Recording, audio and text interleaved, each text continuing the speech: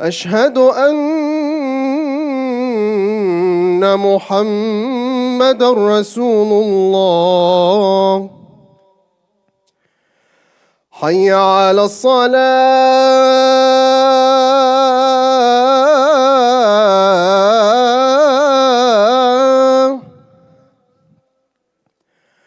حي على الصلاة.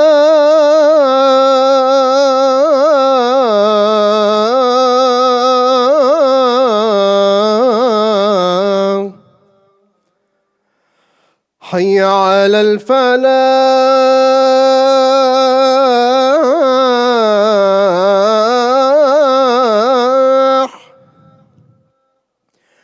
حي على الفلاح.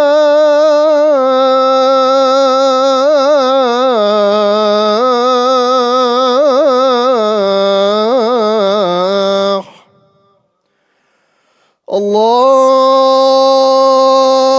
أكبر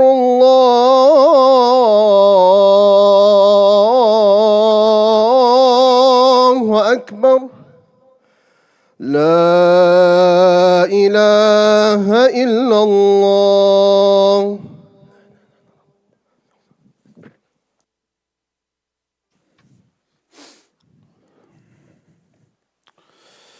إن الحمد لله نحمده ونستعينه ونستغفره ونستهديه ونعوذ بالله تعالى من شرور أنفسنا ومن سيئات أعمالنا.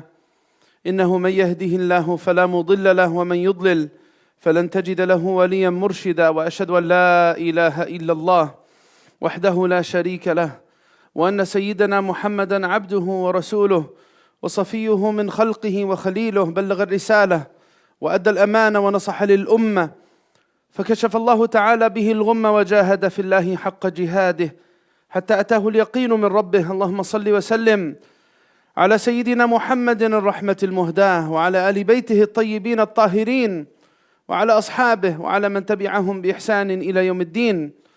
يا أيها الذين آمنوا اتقوا الله حق تقاته ولا تموتن إلا وأنتم مسلمون. All praises belonging to Allah Azza wa Jal. May the peace and blessings be upon His beloved Muhammad sallallahu alayhi wa sallam, and upon his family and companions in entirety. We ask Allah Azza wa Jal to make us students of His signs, to make us of those who reflect on the reality around us, and then look within ourselves and become better people, striving for His pleasure, striving to figure out the challenges that we have in our own personal lives, striving to figure out the path to Jannah. And we ask Allah Azza wa Jal to also continue to better the condition of the Ummah of Muhammad sallallahu alaihi wasallam in the East and West. May Allah Azza wa Jal give victory for the oppressed in the land. May Allah aid our brothers and sisters in Syria in rebuilding their country. And may Allah protect them from all those who seek to tamper with their well-being and with their direction ahead. May Allah Azza wa Jal allow us to see Jerusalem, Bayt al-Maqdis liberated as well, and allow us to see Gaza liberated from the attacks and the genocide that's been leveled against it. May Allah Azza wa Jal better the conditions of the Ummah of Al-Habib Muhammad sallallahu alaihi wasallam and give charge of our affairs to the best of us, not the worst of us. May Allah give rise to justice and demise to injustice. Allahumma ameen. Allahumma ameen. Amma ba'd, brothers and sisters, we are students of our reality. I, as a believer, look at the signs that Allah shows me, and then look within myself and see how what's happening around me is impressing upon my soul. How is it changing me on the inside?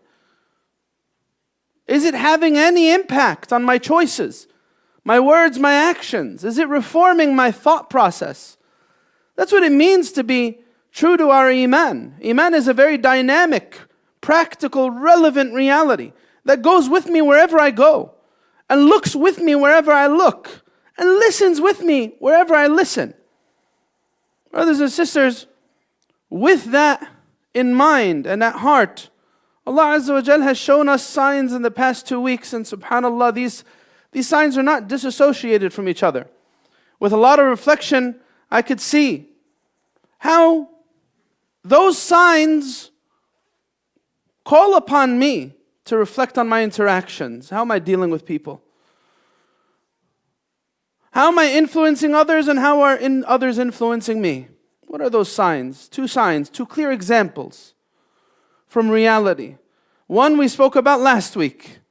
And between last week and this week, another happened.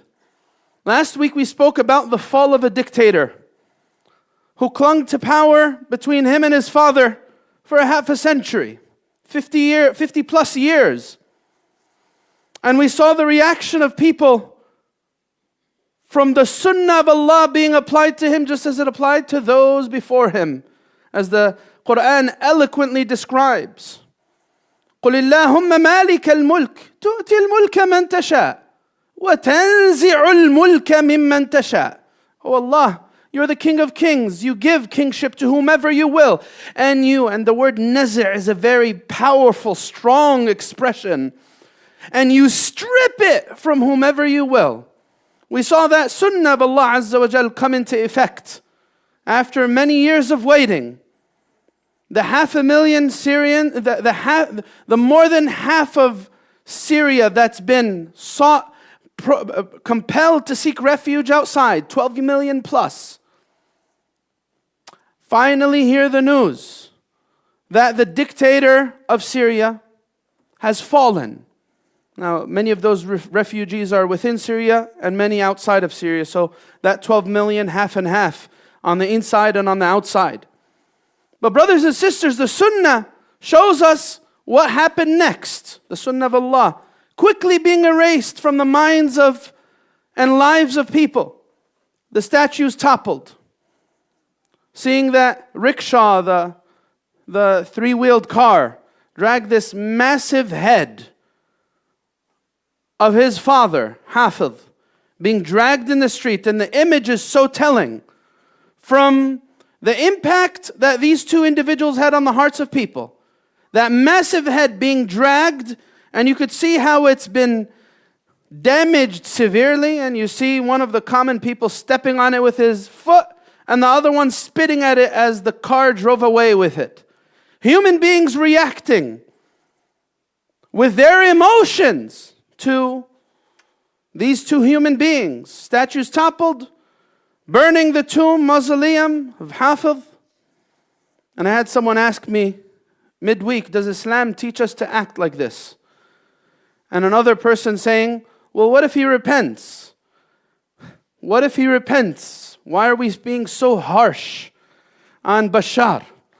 And the response that I gave this person was, I can't imagine to pretend feeling what it might feel like to be a refugee for 14 years, to know that your family's been massacred, to know that at least hundreds of thousands of people from your country have been killed.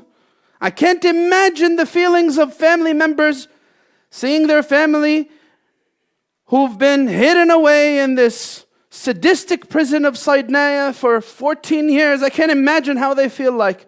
I can't sit there and start speaking about such trivial, insignificant things with such a devastating reality.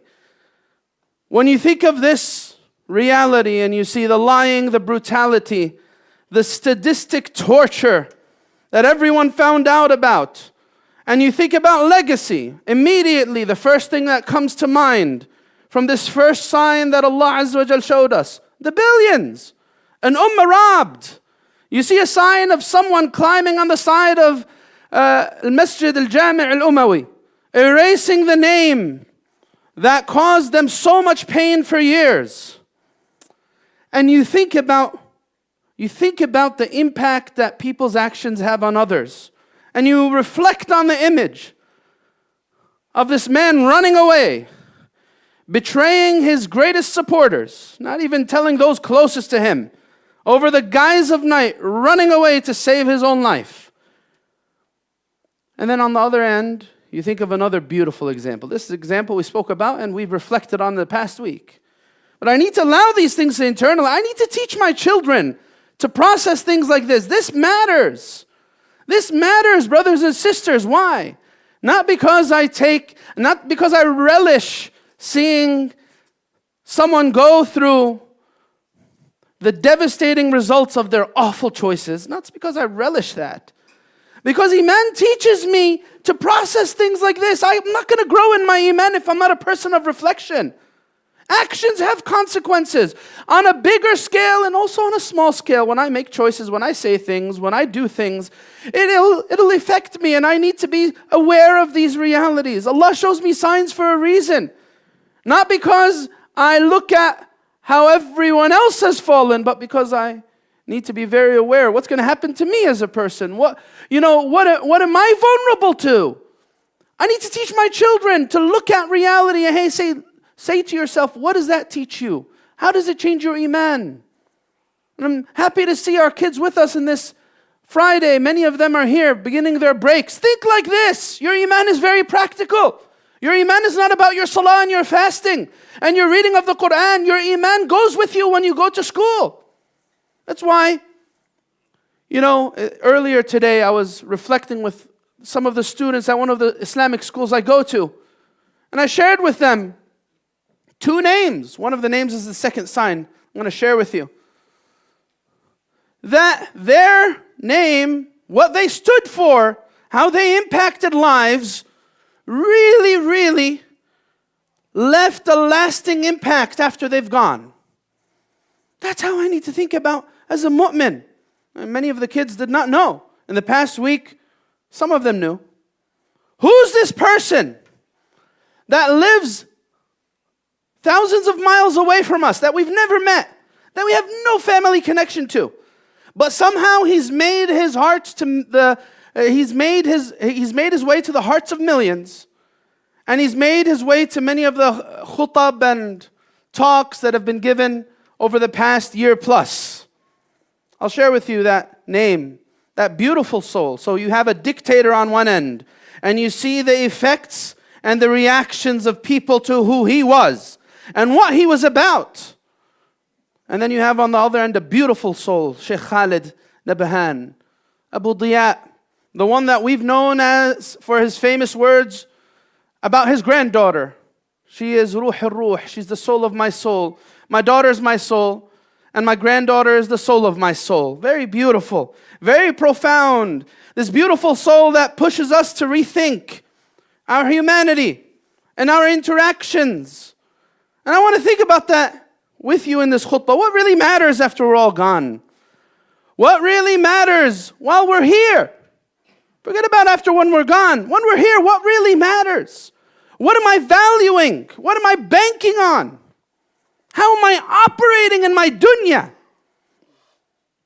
The reactions immediately after we heard of the news of Shaykh Khalid being killed, after seeing so many videos, what came to the top of the list about who this person was, even though I don't know anything about him, besides the videos, the reactions, the emotions? How can you kill someone like that? That's what some said this past week. I saw people celebrating the beauty of his body. Everyone saying, look how peaceful he looks. Look how a beautiful end that is. Then sharing images and videos of what? Of his statue being toppled and people spitting at him? No. People sharing videos of him, his sacrifice. One of the beautiful things about this example that Allah Azza wa Jal has given us, of course, his ultimate result and where he is in his akhirah, we're very hopeful, but that's Allah's decision. But we're very hopeful. We see so many beautiful signs. So many beautiful signs. And there are alamat for husn al-khatimah. There are signs for husn al-khatimah. But I, in the realm of this dunya, am reflecting on what I see in front of me. What do I see in front of me? He's not a figure that went viral and then made millions. It's not what he was about. He's not someone who capitalized on publicity.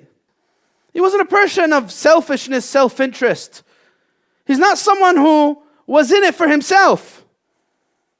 And beyond this, and this is an important point here, why was them celebrating his body so telling? We're angry for him. We're angry for Gaza. We're angry for the oppressed in the land who are being exploited to the fullest by the powers that be today. We're angry for them.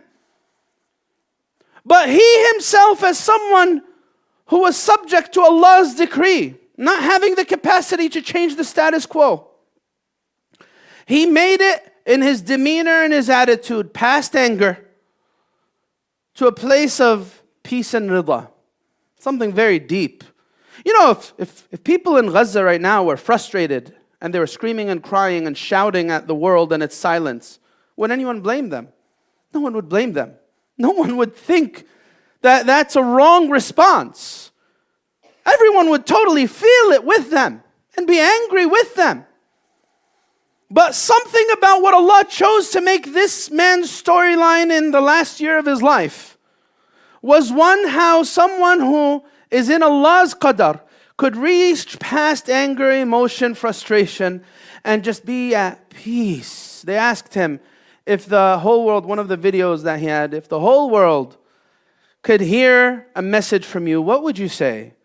And you know, even you see in his mannerisms and his responses, it just rubs the heart in a certain way. He said, I would ask them to stop the war. And you know the words that he used, it wasn't like very complicated academic words. He said, stop the war for these azhar, these flowers. لِهَؤُلَاءِ النَّاسِ الرَّائِعِينَ. Who's he talking about? The innocent children of Gaza, who had their limbs spread across buildings and across streets and roads and have had to have their legs and their hands amputated. Stop the war, لِهَؤُلَاءِ النَّاسِ الرَّائِعِينَ. These beautiful souls. That's who he was thinking about. Brothers and sisters, I want to take these two examples and dig deep. Me, how is this supposed to change me? What will history remember? I want you to ask yourself this question right now. What will history remember? About who? If I died today,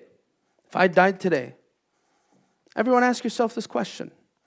What would be top of list about what people would say and remember about me, myself, and I, me as a person, if I died today? That's how I should think as a mu'min. Wallahi, brothers and sisters, I see these signs. You think anyone cares about how much money Bashar had? About how many mansions he had? You think anyone cares about the things that he enjoyed? People are mocking, sharing his pictures all over the internet, mocking how he looks and how he acted and so on and so forth. And you know, the Prophet ﷺ says words to us to think about. Prophet ﷺ says, يُوشِكُ أَن تَعْرِفُوا أَهْلَ الْجَنَّةِ مِنْ أَهْلِ النَّارِ. It's almost as though you could possibly know who are the people of Jannah. There's authentic hadith from the people of hellfire. Now, of course, we can't know who is ultimately in Jannah, who is ultimately in hellfire. هذا من علم الغيب ومن خصوصيات الله تبارك وتعالى. But he says after that, they asked the Prophet, بِمَ ذَلِكَ يَا رَسُولَ اللَّهِ. How? The Prophet ﷺ said, بِالثَّنَاءِ الْحَسَنِ وَالذِّكْرِ السَّيِّئِ أَنْتُمْ شُهَدَاءُ اللَّهِ فِي الْأَرْضِ. Prophet ﷺ said, by the good mention on the tongues of people and the bad mention, you're the witnesses of Allah in the land. أَنْتُمْ شُهَدَاءُ اللَّهِ فِي الْأَرْضِ. If I died today, what would people remember? Was I a person who was qatta'? I cut off family ties. Oh man, he died and he didn't speak to his siblings for years. He died and he cut off his sisters. He died and his mother was angry with him. Is this me? If this is you right now, brothers and sisters, if this applies in any way to you right now after this khutbah, pick up the phone. Make tawbah to Allah Azza wa Jal. Doesn't matter the reason, wallahi. People in their graves will not care about the inheritance they missed out on, or the disrespect that another family member had to them at a certain event or whatever it was. They're not going to care about that. People in their graves will wish they could come back for a moment to get something that'll better their state for a minute. They just want to come back 1 minute. I want something to make this grave a little bit more comfortable upon me. If you're that person, what will people say when you die? Oh, he cheated, he lied. Oh no, he served, he sacrificed.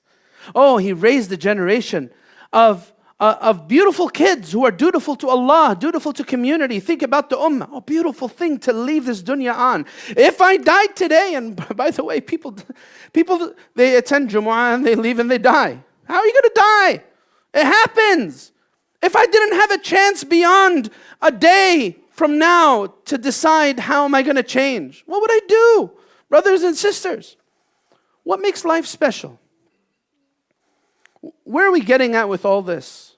I need to rethink my interactions. Allah Azza wa Jalla in a beautiful verse of the Quran says, نحن قسمنا بينهم معيشتهم في الحياة الدنيا ورفعنا بعضهم فوق بعض درجات ليتخذ بعضهم بعضا سخريا ورحمة ربك خير مما يجمعون. Brothers, تقدموا إلى الأمام افسحوا يفسح الله لكم. As we see the masjid getting full, please come. تزاحموا تراحموا, so that no one has to go between the lines. Please come forward so that the ones coming in late could find a place. نحن قسمنا بينهم معيشتهم. We have distributed their lives between them in this dunya, and we've elevated some. رفعنا بعضهم فوق بعض درجات. We've elevated some by levels over others, so that they may find use in one another. ليتخذ بعضهم بعضا سخريا. Right? سخرية with a dhamma, not سخرية. Right? So سخرية here, that you may find use in one another, that you may grow with one another. Human beings, I'm not meant to live isolated. Human interaction is what makes life special. People dealing with each other is what brings out what's on the inside. Think about this. When the Prophet ﷺ passed away, what did the companions first think about? We have a beautiful, and we were actually sharing this, subhanAllah, in our Tuesday class, Riyadh Salihin. The same time that Shaykh Khalid had passed away, soon after, we were in the section on Babu Fadl Mujalasat al-Salihin, the virtue of sitting with the righteous. And one of the hadiths that Imam Nawawi mentions is of Abu Bakr and Umar, radiyallahu anhuma, going to Ayman, Baraka al-Habashiyya, after the Prophet sallallahu alaihi wasallam passed away, to console her, because she was to the Prophet his mother after his mother. The Prophet sallallahu alaihi wasallam said this, "Hiya ummi min ba'di ummi," right? So they sat with her and they saw her crying, and she was an older woman. She said, "Why are you crying? Don't you know that what Allah has is better for His Prophet?" So then she said, "I'm not crying because I don't know that, but I'm crying because revelation has now been cut off from the heavens. This beautiful soul that walked upon the earth, that was Muhammad ﷺ, is no longer with us. And now we can't know for certain what Allah wants of us." And when she said it like that, they both started crying along with her. The first thing the companions thought about when the Prophet ﷺ was gone was the beauty of his soul and his presence, what he meant, his legacy, how he lived his life. They were going to miss him. They were going to miss him deeply, brothers and sisters. If I was to die, what would people talk about? I've shared many examples. Shaykh Khalid is only one. Those kids in my class earlier today, I shared with them another example from our community. A young man, 19 years old, passed away from leukemia. His name was Umar. May Allah Azza wa Jal have mercy on him. From our community. Brothers and sisters, he's a person who Allah tested with leukemia for a year, and then he recovered for a year, and he took advantage of that year. For a year, he was coming to this masjid here 5-6 times a week to teach little kids how to read Quran and to learn. And he had so many hopes. He wanted to learn about Islam and he wanted to travel. And Allah willed that he left this dunya young and in the last days of his life. You know what was on his mind? Of course, it's not the case. Of course, it's not the case.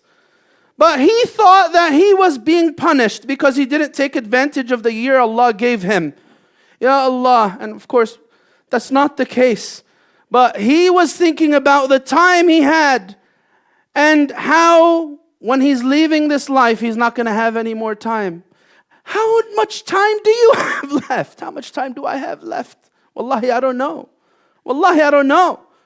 Brothers and sisters, rethinking my interactions. How am I taking advantage of my day? Am I allowing a day to pass, leaving my mother or my father heartbroken about how I act with them? Don't do that. Don't. Am I allowing a day to pass, having wronged another human being and not fixing it and making it right? That's what this legacy reminds me of. I shared with you guys many times before that brother from our community, he passed away a few months ago. May Allah Azza wa Jal give him nur and mercy in his grave. Dr. Nick, how he left a lasting impact on me. When I first got to know him and he said, my name is Dr. Nick and Islam saved my life. Right? And think about that. How did Islam save his life? He found Allah and he became a Muslim as he was terminally ill with cancer. And he said, I can't wait to go back to my real home by Allah Azza wa Jal. Brothers and sisters, how am I living my life? Human interaction. That's what makes all the difference. You know what? If you don't feel like your life is special and you think that things are confused and there's misdirection and you just feel like days are passing and life is meaningless, you know what my advice to you is? Interact with human beings. Wallahi, it'll make your life special. Wallahi, it'll bring meaning to you. Human beings, I need that in my life. I need it. Human beings teach me about myself. There's this misconception. A lot of people say this because they're hurt and emotionally wounded by others. You don't need anyone, right? You don't need anyone. There's never been a bigger lie. Well, there are a few bigger lies, but it's a very big lie. A misguided notion. People make me better. They teach me about myself. They give me purpose. They reform my character. You know what? If I don't even the bad interactions, when my anger comes out, well, you know what? Now I know something about me that needs to be fixed. My anger needs to be fixed. If I was in some island isolated away from others, and the bad, wicked things within me never came out, you think I'm ever going to become a better, more special human being? What gives life meaning? Right? What gives life meaning? Brothers and sisters, that's what all these examples are showing. And that's why I, as a human being, grow like this. الناس للناس من بدو وحاضرة بعض لبعض وإن لم يشعروا خدموا. Right? There's a beautiful line of poetry in Arabic. People are for people. Whether you're talking about in some bastion of civilization, mega city, or you're talking about in some rural area where it's no man's land. Right? Whoever thought that a man from Gaza would be a reason for many people to come to Islam in America, in Europe, elsewhere? Human interaction, brothers and sisters. You know how many mental health issues come up because people isolate away from good people? Wallahi, brothers and sisters, it's a fix to so many problems.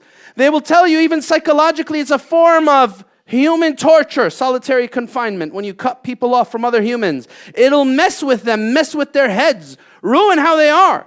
They say it's cruel and inhumane torture, solitary confinement. Brothers and sisters, that's why I need to rethink my interactions. What am I working towards building? Buying a beautiful mansion that I buy furniture for. I build a pool for it for tens of thousands of dollars, and I buy furniture for tens of thousands of dollars more, and I burden myself with a mortgage that's thousands and thousands of dollars a month, and then I create this Jannah in this dunya. Is that really what a Jannah is? It's not a Jannah. That's not what makes human beings special. It's not what makes life special.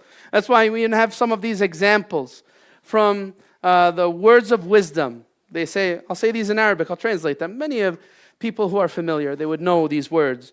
Al-jar qabla ad-dar. What makes a house special? Is it the house itself or the neighbors next to you in that house? It's the neighbors, right? As beautiful as the house could be, if you have awful neighbors, it's not going to be a nice house. Jannah bila nas, ma btindas. That's what they say in Arabic. People, a Jannah. You go ahead, build that mansion. And your children are separated across different states, and they don't even call you or ask about you.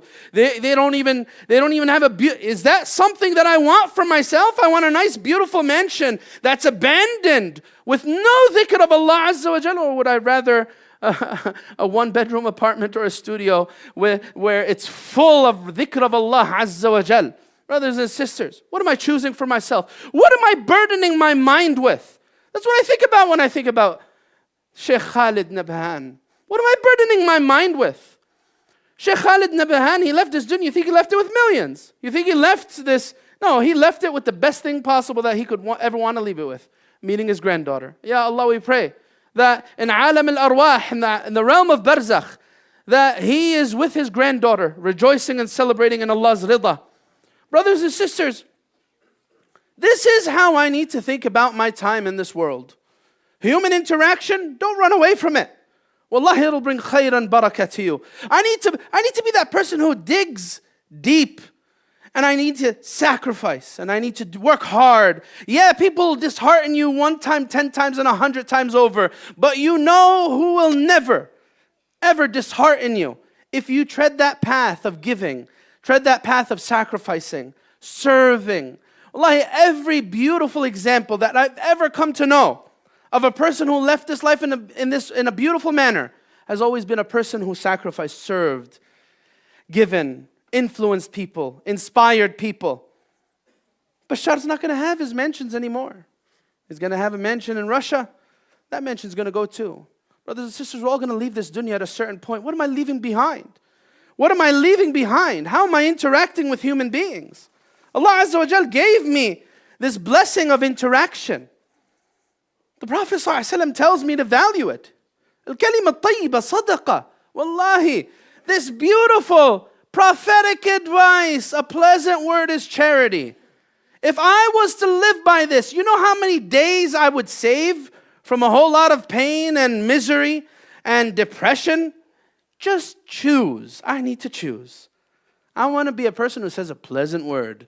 Wallahi, it'll make me feel better about myself. Wallahi, it'll relieve me from 9 out of 10 problems I'll find myself in. I'm just going to be the person who's pleasant all around. I'm not going to be injurious. I'm not going to attack. I'm not going to hurt. Allah Azza wa Jal made our humanity in this manner. Ar-Rahman, علم القرآن, خلق الإنسان, علمه البيان. Allah taught human beings expression. And that expression makes us or breaks us. He taught me expression because He knows that's how I grow as a human being. I pray that Allah Azza wa Jal allows me to take all this in and become a better human being. I pray that Allah subhanahu wa ta'ala teaches me how to become more beautiful all around with everyone I come into interaction with. That's what's going to matter. If I'm that beautiful person all around, then when I leave this dunya, my life would have mattered. Whether I had anything left in my bank account or left a house or a car or whatever or not. That's what it comes down to. I pray that Allah Azza wa Jal gives us guidance and understanding. Allahumma ameen. Udu Allah wa antum muqinuna bil ijaba.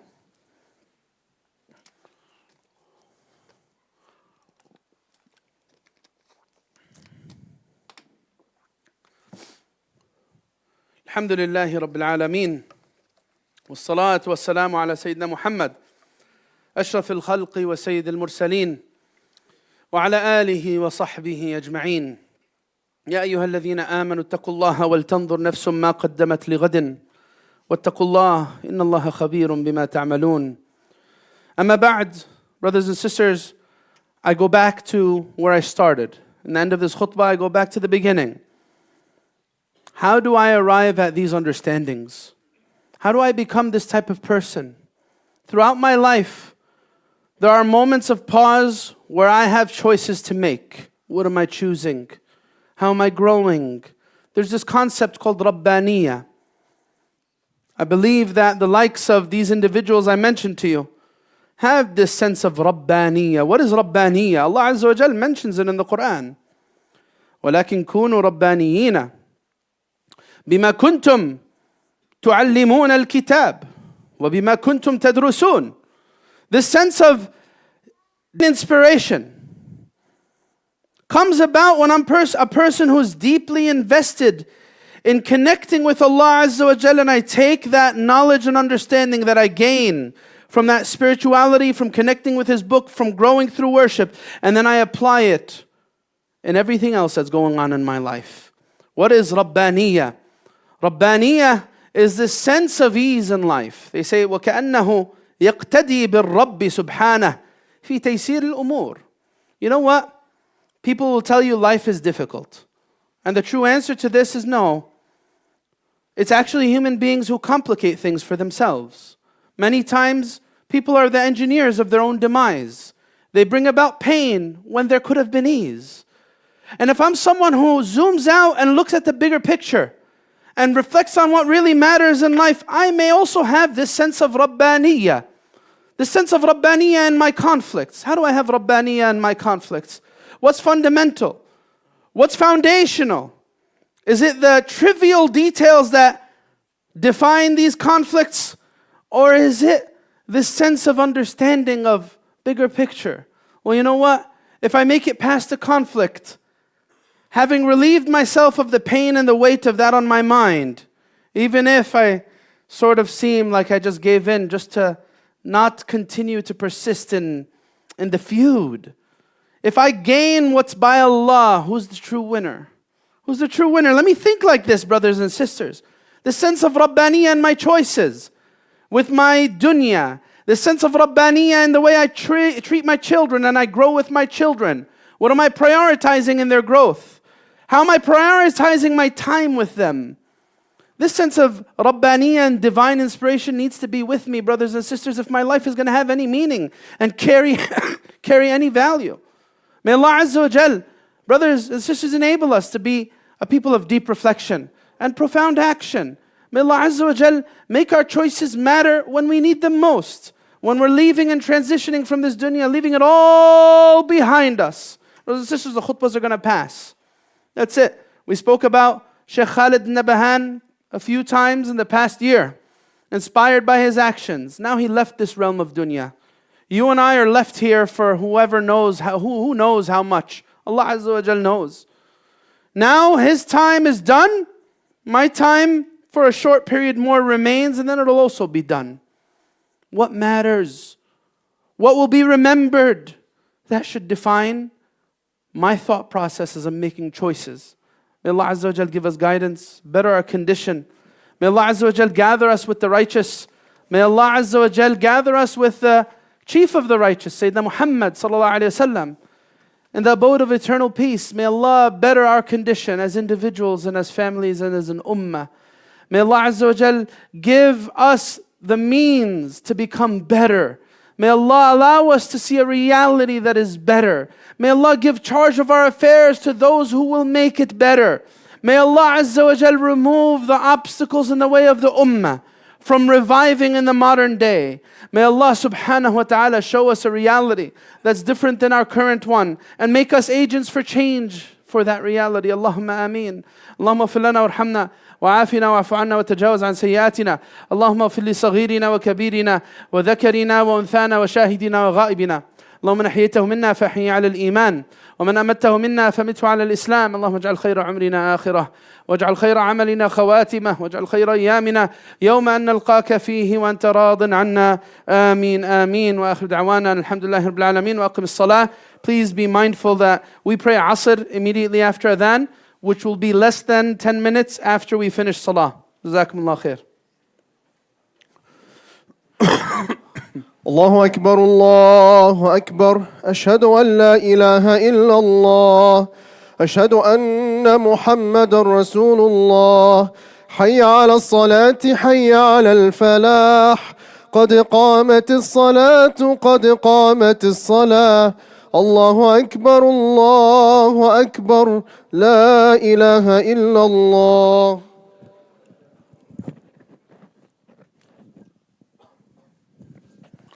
لا إله إلا الله. استقيموا يرحمني يرحمكم الله. الله أكبر. بسم الله الرحمن الرحيم. الحمد لله رب العالمين الرحمن الرحيم مالك يوم الدين إياك نعبد وإياك نستعين اهدنا الصراط المستقيم صراط الذين أنعمت عليهم غير المغضوب عليهم ولا الضالين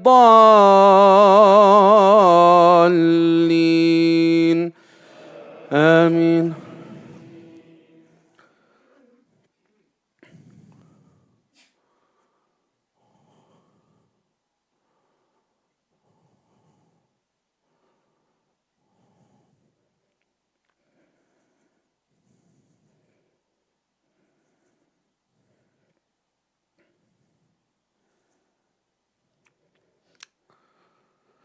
وسيق الذين اتقوا ربهم إلى الجنة زمرا حتى إذا جاءوها وفتحت أبوابها وقال لهم خزنتها سلام عليكم طبتم فادخلوها خالدين وقالوا الحمد لله الذي صدقنا وعده وأورثنا الأرض نتبوأ من الجنة حيث نشاء فنعم أجر العاملين وترى الملائكة حافين من حول العرش يسبحون بحمد ربهم وقضي بينهم بالحق وقيل الحمد لله رب العالمين. الله أكبر.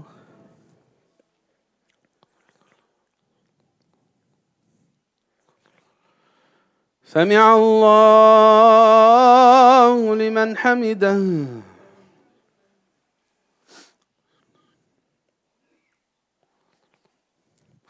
الله أكبر.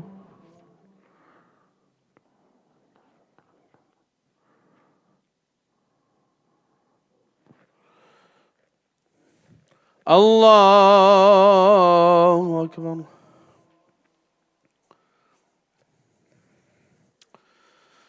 الله أكبر.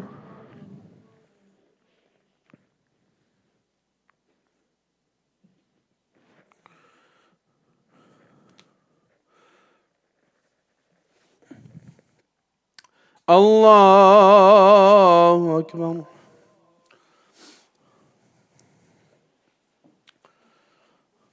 بسم الله الرحمن الرحيم. الحمد لله رب العالمين الرحمن الرحيم مالك يوم الدين إياك نعبد وإياك نستعين اهدنا الصراط المستقيم صراط الذين أنعمت عليهم غير المغضوب عليهم ولا الضالين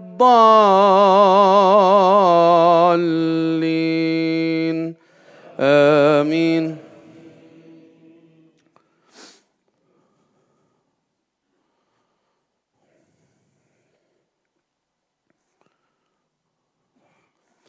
وإذ يتحاجون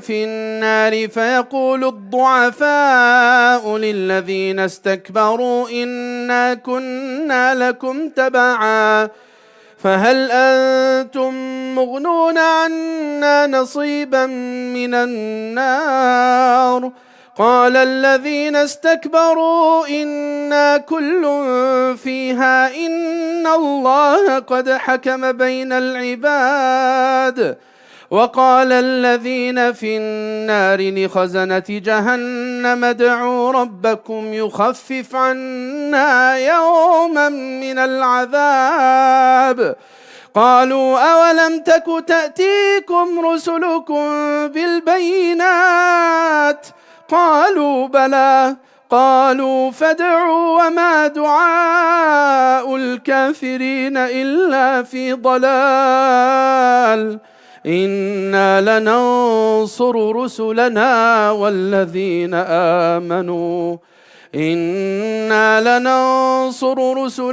والذين آمنوا في الحياة الدنيا ويوم يقوم الأشهاد يوم لا ينفع الظالمين معذرتهم ولهم اللعنة ولهم سوء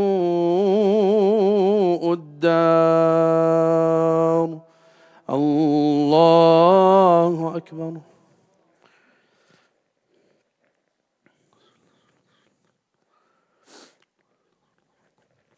سمع الله لمن حمده.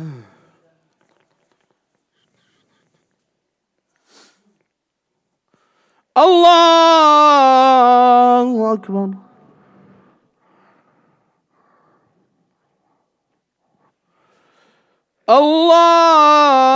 الله أكبر الله أكبر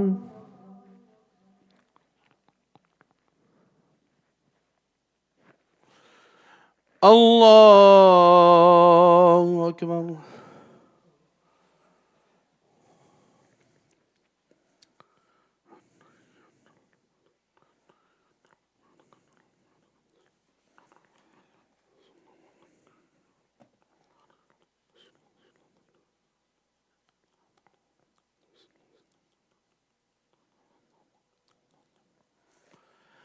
السلام عليكم ورحمة الله السلام عليكم ورحمة الله